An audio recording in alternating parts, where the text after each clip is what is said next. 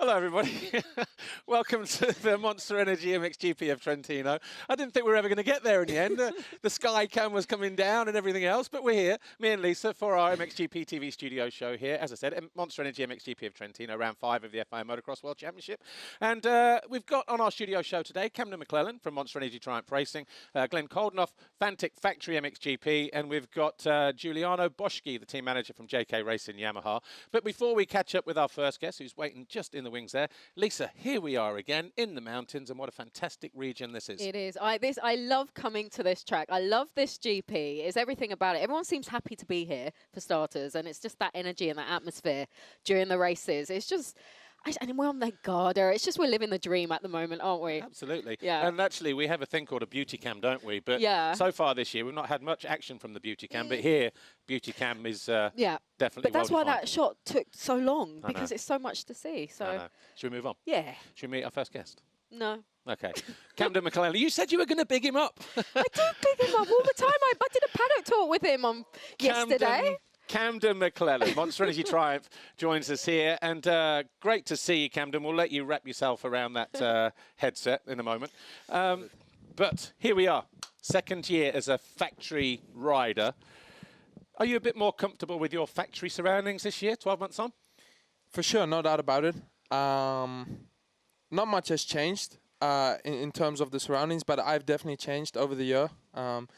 Very different to what I was last year. Last year I was in my Birkenstocks here.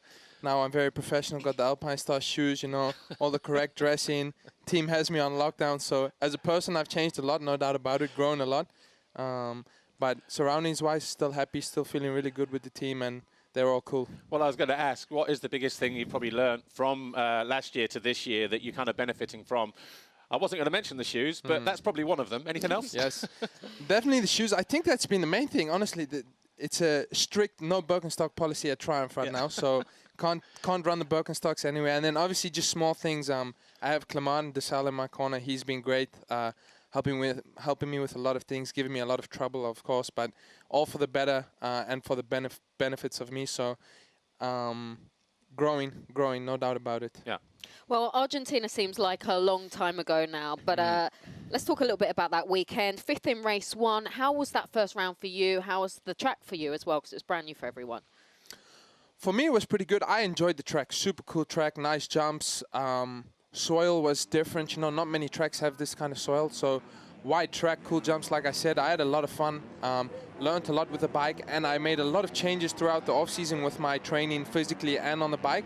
So to go there and kind of confirm it with 2 strong motors coming from the back, physically especially because it was super, super warm there, was a really good feeling, brought a lot of confidence. And then also we figured a lot of things out with the bike because we also changed a lot on the bike. Yeah, well, this year you've got a new teammate with Guillaume Ferrez. Unfortunately, he did get injured in France, but how's the relationship between the two of you? Is it good dynamics, good energy? Very good, very good. We used to race closely in 22 all year long. We That were was in racing EMX 250. EMX 250 and the ADEX, and we're very similar type of people, really laid back, really cool. We started motocross because this is what we love, and we're still doing it for that reason mainly. You know, this is our almost our hobby, you could say. And we both enjoyed so much. We're both really good friends, and to have him come into the team was really cool. Very different from Mikkel last year. I loved it with Mikkel as well, but just I'm much more similar to Guillaume, and we get along in different ways. So it's been really fun. We lived together in the off season, so I was cooking, he was cleaning. It was a good time. It's like a marriage. There's a bit of a marriage going on there. Yeah, with less fighting, Oh, 2 guys. Yeah, exactly. To be a fly on the wall in that house in the winter. Oh yeah, no, we would be in a lot of trouble. Yes. As long as one was cooking and you knew the rules, that's all that matters. Yeah. Last weekend you got your best result in Riola, 2nd overall, 2nd podium as well. Solid weekend, and I guess a much-needed one at that time as well in the championship. I know it's only round 4, but yeah. 100%. Like I've said many times throughout the beginning of the year, I've been pretty bummed with my first 3 rounds. Struggling, not because of the bike, but just struggling to gel with the bike, and I've been super uncomfortable and got the arm pump deal, got the, you know, and I know everything is there, especially with the bike. We have an unbelievable bike this year. We just haven't been able to put it together, let's say. So I'm way down in the championship. I had a good thing going in Kozar. I messed it up and got stuck, which was a bit of a bummer deal, but it happened, you know. So I've just been kind of annoyed at the first 3 rounds, a bit disappointed. And then Riolo was a great turning point. We made big changes Saturday to Sunday, and the team nailed it. We had an awesome bike. Other than my starts, I mean, I was there. I think I could have won the GP had I got better starts, and I proved it in the first race. I was right behind Kai at the end. Second race, I was buried, came back to third. So everything is there. I just got to put it together, and I think we're at that stage now. Yeah. Well, different conditions this weekend in Trentino. Last year, you were 5th overall here. Is a podium possible? Do you think you can make it happen this weekend? How's your feeling out there at the moment? No doubt about it. There's a stigma that I'm a sand rider, but I really don't. I don't buy it at all. I know especially growing up in South Africa, we don't have sand. We don't have sand. So I've been a hard pack guy all my life. I just seem to have gelled and grown well with the sand. But I know in the trainings, we can be anywhere. Anyone can be there. I know where I'm at on the hard pack, and I know I can run up front, no doubt about it. And this track's very important to get a good start. And we've been working hard during the week on the starts, and I think we've figured some things out. So we're coming into this round with some changes on the bike, and I think it's going to benefit me. And then obviously the confidence from last week, that's a big thing. I'm coming in here, I'm feeling, you know, like I can be there and should be there. Yeah. And I think that's going to translate onto the track. Well, obviously, Clément de Sales has been kind of instrumental in developing the Triumph behind the scenes over the last couple of years. He's very much a part of your program as well. Yes. What kind of advice and how has it helped having him around? I hear the kid still fast as well, by the way. How has he helped your program in terms of line choice and race management and things like that? Immensely. It's unbelievable. Like last year when I joined, I said it so many times to the crew. Like I thought I knew a lot about riding a bike, but sometimes he says things and you think about it and you're like, wow, how you know, and he's someone that's come through the ranks and done everything by himself. So he's learned every lesson there is to learn basically by himself. He's been through it. So all that he's done in his career has been by himself and through experience. So he's able to pass it down to me. And one thing I like as a person, I think I'm too nice. My parents raised me too nice. And Clément, he's like a get up and a go-getter, you know. You can not stand in his way because he'll run you over. And I think that's something that he's brought into my game a little bit, and it's been much needed. Like Riola, I said in the press conference, like angry, and I think that helped to get behind the gate and like kind of have an attitude that the guys are taking things from me, you know what I mean? Like I want to win, they want to win, who wants it the most? And then that's a big thing he's helped with, for sure. You need that fire in your belly, don't exactly, you? Yeah, exactly. And big elbows. And I have big elbows and a fire in my belly, so realistically everything's there. Podium this weekend, yes, there it is. Yeah. Well, look, just before we go, in terms of that side of things, I remember when you said the kind of things he tells you. Have you ever seen him do anything on a bike where he says, I want you to try and do this, and you've kind of maybe not got it, like an off-camber or something, and then he's just gone, all I want you to do is this, and then you're doing, that's how. Yes, exactly. And that's one nice thing. He can get on the 250 in the Triumph, and some tracks during the winter, I'm like, dude, can you stop riding? Because you're not doing well for my confidence today, you know? You make me look like... and but he'll say something, and I struggle to understand it. The good thing is he can get on the bike, boom, he shows me how to do it, and then it's really simple things when you hear it. Yeah. But when you do it on the bike, what it brings you on the bike, it's unbelievable, some of the stuff. Yeah. Well, look, enjoy your weekend and the rest of the season, Cam. Thanks for stopping by. We'll catch up with Glenn Coldenhoff in a moment. But before we do, here's a little snippet from Behind the Gate, episode 4, Allez Le Bleu.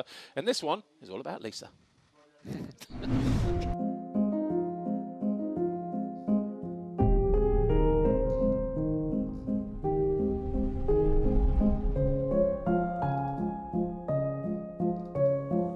I think the MXGP of Europe really gave us a vision of what's to come in the 2025 season. We definitely saw the contrast between the dominance of Tim Geiser in MXGP to the chaos of MX2. Whoa, Langenfelder and Koenen duke it out for the foxhole shot.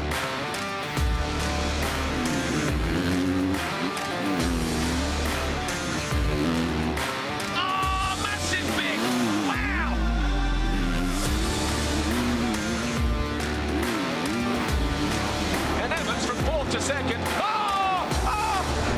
However, in MXGP, we are starting to see that spark of resistance starting to emerge from Lucas Koenen, which could be interesting in the weeks to come. Lucas Koenen came into the weekend at Saint-Jean with a fantastic track record. He's won victories there in his EMX 250 days. He's won races there in his MX2 days. But then we saw Tim, he's won 3 GPs at that venue as well. So it's very much a case of who's going to get it this time. But it was that win from Lucas Koenen in the qualifying race, his first race win in the Premier class. He's starting to slowly gain in confidence. He's becoming more experienced. He's making less mistakes. So he's really setting himself up to, dare I say, be a championship contender. And after that qualifying race win, many people in the paddock are perhaps thinking, that's not such a bad move after all.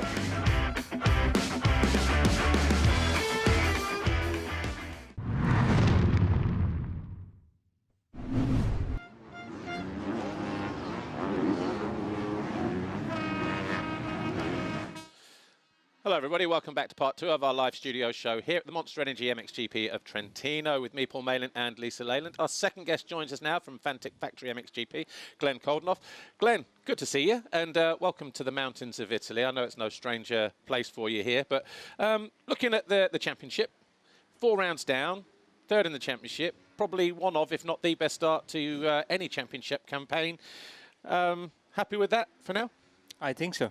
Like you say, I think it's by far my best season start in any MXGP season. So, like you said, 3rd in the championship. Yeah, we would have never expect. Of course, that's the goal. You know, being always around top 5 and being close to top 3. But to do it, you know, after 4 rounds, yeah, we are looking good. So. Well, look, 4 rounds, 2 podiums, 50% strike rate for you. Not too shabby, is it? And it looks like there's more to come as well, because everything about the package that you guys are on in general seems to be moving in the right direction. You seem to have taken a step further forward. Yeah, it looks like it's all coming together a little bit this year. I mean, last year we struggled a bit, but you know, we have done an amazing work with the team, and I'm feeling a lot better myself, you know, and I'm more one with the bike, and we can definitely see that on track. And yeah, like you said, it's coming all together now, and yeah, just feeling really good. Happy Hoff at the moment. Yeah, happy Hoff. Happy Hoff is a fast Hoff. Well, you were definitely happy in Cosa. Your first podium they were tough conditions for everyone. But does that podium in Cosa, does that validate the hard work from you and the team during the off season? You know, actually we were doing something right. Yeah, for sure. I mean, I think Cosa this year it was one of the toughest. Even in my career, I guess, because at one point in the moto, I was like, okay, next lap maybe we'll get a red flag because this is almost undoable, you know. And but still, I stayed calm, and yeah, I was riding pretty well. Didn't make any mistakes, and I think key to a race like Cosa, you know, push a little bit in the beginning and then stay consistent and try to stay on your bike, and that's exactly what I did. And yeah, having a podium there, and also together with my teammate. Fantic didn't have a podium by that time, so yeah, straight away 2 on the box was an amazing day. Of course, the conditions were super tough, but we'll take it anyway. And it's good to take it already in the 2nd GP of the year, you know, because most of the years you're always looking to get that first podium and get that monkey off your back and all that. So it's good, you know, early in the season, and now straight away the 2nd one also. So yeah, it's looking good. Yeah. Well, that actually was my next question to you. To actually be on the box with your new teammate, Andrea Bonacorsi, and the very first podium for the brand, Fantic, does that kind of make you gel as a team so early on in the season and just give you that confidence boost and that motivation going forward for the next few rounds?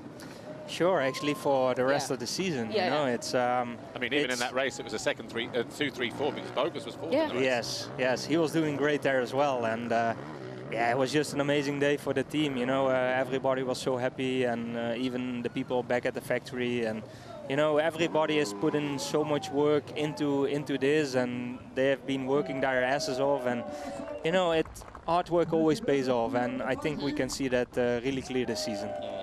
Well, last weekend at Rio Losado, the MXGP of Sardinia, on the podium again, the 2nd one, 2nd overall again.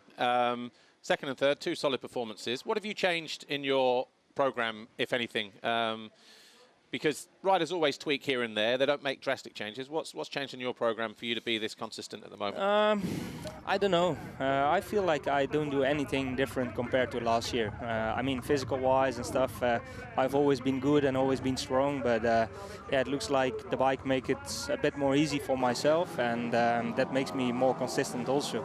In the beginning of the year, we were still struggling a little bit with the starts, but in France, I pulled the whole shot, and on most of the GPs, I'm quite close to the top 5 all the time. So, and I think, yeah, it's just I'm also trying to stay consistent, you know, because I know from experience by now that you need to be consistent all year and be consistent not around 10th place, but consistent around top 5. And so far, I've been doing that, and yeah, I hope to continue that way. Yeah. Did you know? Did the pit crew give you any indication that if or there was a chance of you could win the GP?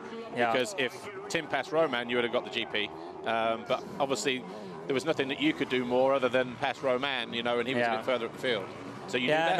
No, I didn't got any information from that. But first moto, I felt great. I got pushed by my teammate quite a bit. He was definitely a bit faster, but he wasn't able to overtake. But you know, that second moto, I just didn't felt it. I was way too slow in the beginning, and okay, I managed to get third in the end. But yeah, Romain and Tim, they were gone, and you know, at one point in a race, I saw Koenen.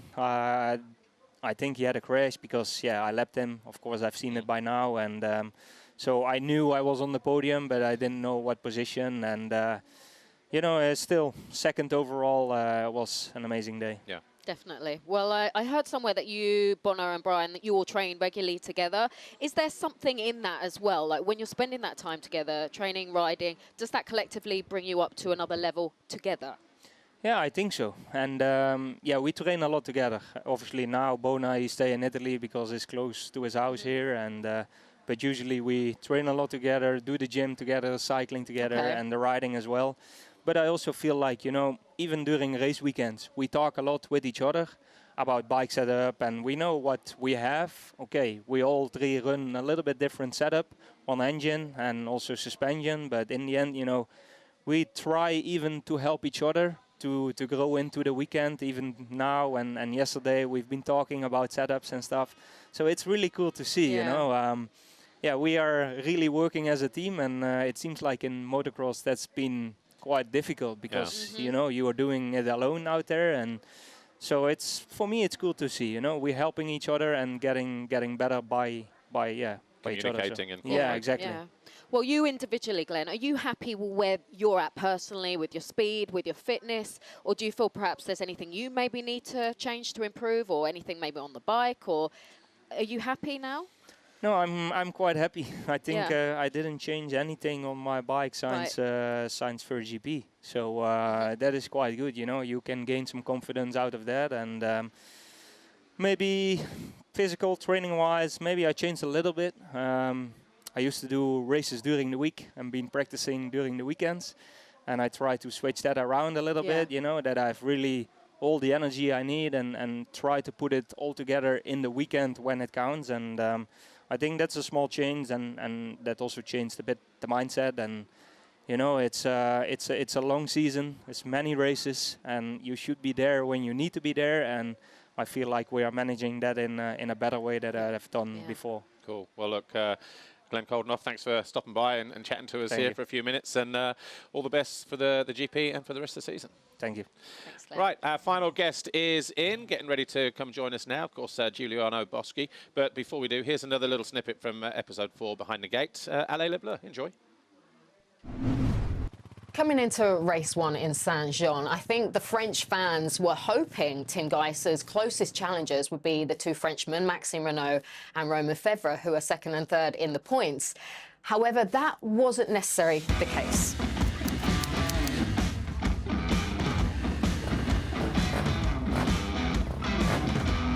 The Fly Racing 15-second board up for the first time today. MXGP race 1, 30 minutes plus 2 laps. The revs go up, the gates drop here.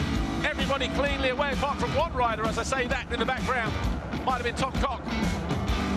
And around the outside was the 300 of Noah Ludwig. Did he grab the foxhole shot though? Tim Geiser leads, and look who's in second on a 450 Triumph. Tom Guyon, the local boy.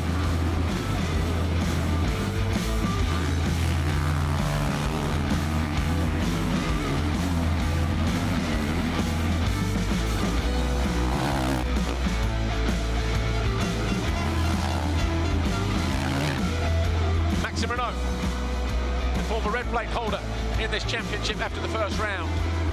He's working his way through. He was 20th on the opening lap. He's now been to 12th place. Here's Guadagnini, still there in 4th place. He's got that 4 seconds over Jonas. Both Kawasaki's inside the top 5. Gifting, not going to say he's out, but he's struggling to find his way back onto the track. Jonas down, and it's cost him positions because Fernandez goes through. Oh, he just catches the rear wheel of Guadagnini, trying to find that 4th place. A little bit exuberant. A potential technical issue. Watch this here. Oh, man! Oh! Tell you what, that thing exploded. That is hot. Wow.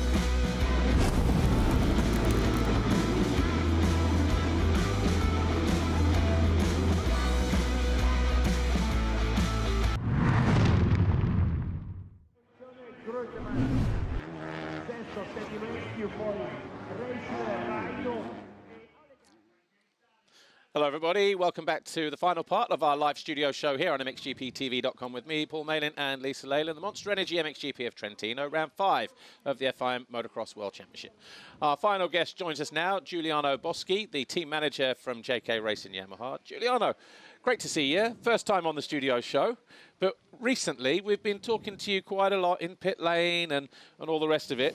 And that's because Isaac, at the moment, 12th in the championship, but that doesn't tell the whole story. I think, and many others think, he should be inside the top 10. But he's riding good, isn't he, at the moment? Yeah, good to be here for the first time. Yeah, and yeah, as you said, for sure the standing at the moment doesn't really show his full potential. But yeah, we have been working very good. We had a solid winter with him. I think it's the second year with the bike, same team, so we didn't change so much. So this winter he could focus more on his personal preparation on himself and to be better. So yeah, we feel, yeah, there is a good atmosphere in the team, and yeah, I think, yeah, it's very good. The combination of JK Yamaha and Isaac Gifting seems to work pretty well. Why do you think that is? Because, you know, people say happy rider, fast rider. Why do you think your combination works with him? Yeah, I think he just feels good in Italy. He's living in Italy now. It's the second year. There is, like I said, just good relation between the mechanic and yeah, everyone there. We feel like a family. We are a small team, but we try always to give the rider, you know, that familiar way to approach the races and training. So I think that's what he needed, that he missed maybe in the past. And yeah, it felt good. There is, yeah, happy rider, fast rider, as you said. So. Yeah. Well, last year we saw Isaac took the whole shot in Sweden, again last weekend, again in Kozar. But he seems to be riding up front on a regular basis more often, doesn't he? How important is that for a small team, like you said, like JK? Yeah, sure. For us, it's very important that we see with what we have, with our budget, with our everything, and to be up there with those guys, with the factory bikes and everything. For us, it's really good. And yeah, it's for sure, it's like a dream because we're a very small team, but we worked hard during the winter to make the bikes feel good for him. And yeah, it seems to work at the moment. So. Well, it looked like it was working last weekend in Sardinia. How much of what Isaac did last weekend do you think was down to his starts? Yeah, for sure. The starts are half of the race, so it's at this time the starts are very important. In the sand races, let's say you can still come from the back, but now every rider is strong, and so I think the starts are crucial. And yeah, definitely, it's so important. Yeah. Yeah. We're just talking about the importance of the starts and how much of what he did last week was due to the starts. How much technical support do you get from Yamaha Motor Europe or any kind of information from any of the factory teams? Do you get any factory support at all, or just information sometimes here and there, or not? Let's say after these few races, we got some more support from Yamaha, more interest, because we finished 2 times as first Yamaha in the standing. So yeah, they're trying helping out a bit, and yeah, we got some information when there is a little issue or something. So it's good from them, and yeah, we have to thank mostly also Yamaha Switzerland and Yamaha Italy for the support at the beginning, and now also with Yamaha Europe, we got a closer contact also for Isaac. So yeah, Perfect. that was. Well, last week, again, going back to that, race 2, Isaac led for a few laps. Then he passed Jeffrey in the sand. Yeah. How was that for you watching? Like, because I actually spoke to you in pit lane. Were you surprised by that? And what were your feelings when you actually saw that move? Yeah, sure. I mean, it doesn't happen every day to pass the king of sand in a sand race like Riola. Yeah. So, yeah, for sure it's something memorable for him and for the team, for everyone. So, yeah, it was crazy. The pulse was going higher also for us in the pit lane. Actually, when I spoke to you, you seemed pretty calm about it. You seemed pretty cool, like trying to hold it together. But that was a nice moment. Yeah, it was definitely so good because, yeah, we all know Isaac, so it's better keeping calm in those situations and try, you know. Really? Yeah. That's why it's so exciting to watch, though, as well. Yeah, it gives so many emotions. Yeah. For sure. Just for you, look. Yeah. He's coming again. But he was riding good all day, all weekend as well. And like I say, in terms of the small team that you are, sponsors that are there, potential new sponsors, it puts you right in the shop window, doesn't it, to help your team grow, especially with rides like this. Yeah, for sure. Yeah, look now. What did he say after the race? Yeah, he was so exhausted because, yeah, he gave all the first half of the race. Well, yeah, I was so happy. He said, yeah, I passed the king of the sand, and so... It's cool seeing a private team mixing it with the factory teams because, like you say, you've been top Yamaha for some of the races this year, and there are some factory riders there. But also, you know, there's factory Kawasaki's behind you, there's factory Honda's behind you, factory KTM's behind. You know, what was the goal at the beginning of the year, and now that you see Isaac riding the way that he is, has that goal changed in terms of where you think he could finish? Not where you expect him, but where you think he could finish in the championship this year? I mean, yeah, for sure. Now the goals are a bit changed. I mean, we still look into the top 10 at the end of the year, but maybe, you know, we see that he has the speed to be also up front, maybe top 5 or either a podium. It can be possible, but yeah, I mean, more or less it's like that, and hopefully something good is coming soon. So. Well, we are in Trentino. How busy is this Grand Prix for you? Because Sardinia, it's a quiet Grand Prix, even though it's part of Italy, you know, but it's an island off the coast. Here we're on the mainland. A lot of sponsors, a lot of hospitality, a lot of signings and things like that, I expect. Yeah, for sure. It's a busy weekend for us as it's our home GP, still 4 hours from home. But yeah, it's quite busy, many sponsors and friends coming over. So yeah, it's good. And here is always so much crowd. So it's a nice weekend, a lot of signing. Yeah, it's cool. Also for Isaac, he feels kind of home GP for him too. You know? Yeah. You mentioned Yamaha Italy, Yamaha Switzerland. What is Yamaha Switzerland doing for you? Yeah, because just logistical or? Yeah, Yamaha Switzerland. Let's say we are wearing IXS gear, and they also important from Yamaha in Switzerland. So yeah, they help us out with you know, some budget, and so. Yeah, it's Ostetler Yamaha. Yeah. So yeah, we're very happy about this partnership with them. Yeah. It's almost like 2 home GPs for them as well, because just over the border we have Switzerland, and we have the GP in Switzerland next weekend. Yeah, exactly. That feels like home GP too, because yeah, also many sponsors from them, and yeah, it will be a cool weekend again. Okay, well look, Juliano, thanks for joining us.